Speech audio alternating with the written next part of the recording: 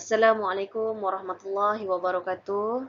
Alhamdulillah, kita teruskan lagi hari ini dengan mata pelajaran Jawi dan Khat. Ustazah teruskan dalam tajuk yang sama, iaitu tanda bacaan.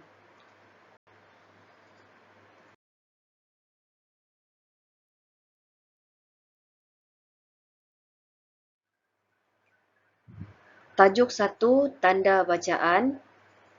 Okey, untuk hari ini Ustazah akan ajar tanda soal dan tanda seruan. Okey, Ustazah ulang, tanda soal dan tanda seruan. Okey, seterusnya adalah fungsi tanda bacaan. Saya akan bagi apa fungsi-fungsi tanda bacaan untuk tanda soal. Okey.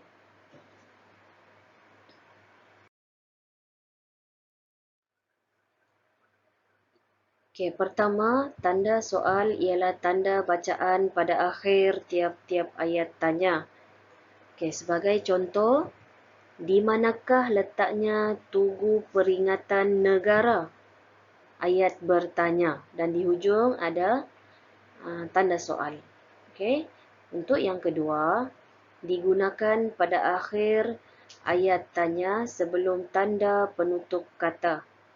Okey, sebagai contoh, pembuka kata, apa yang kamu buat? Tanda soal dan penutup kata, tanya alif. Okey, ini adalah penggunaan tanda soal dalam ayat.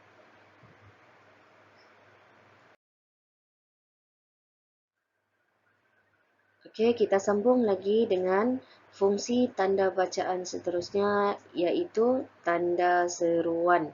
Okey, Ustazah akan terangkan sedikit fungsi-fungsi tanda seruan dalam ayat.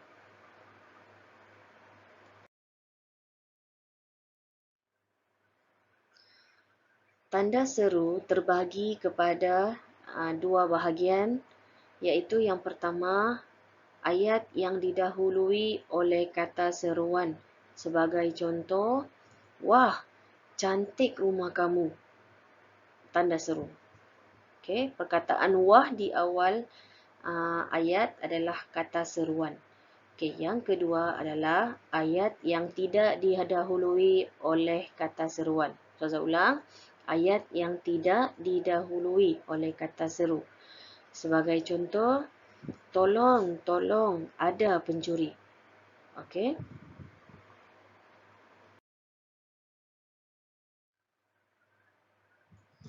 Okey, tanda seruan ialah tanda bacaan untuk melahirkan sesuatu perasaan seperti marah, takut, takjub, geram, sakit dan sebagainya. Okey, Ustazah bagi contoh ayat. Yang pertama, untuk menunjukkan perasaan kagum. Wah, cantiknya dia. Itu menunjukkan perasaan kagum.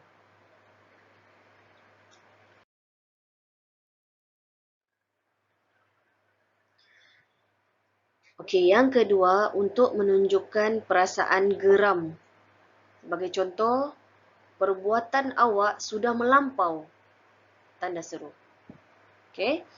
Dan yang ketiga, untuk menunjukkan perasaan sakit. Sebagai contoh, aduh, sakitnya tangan saya. Okey, setiap di hujung ayat akan ada tanda seru. Okey, sekian. Itu sahaja untuk hari ini. Ustazah harap kamu boleh ulang video Ustazah untuk lebih faham tentang tajuk yang Ustazah sampaikan hari ini.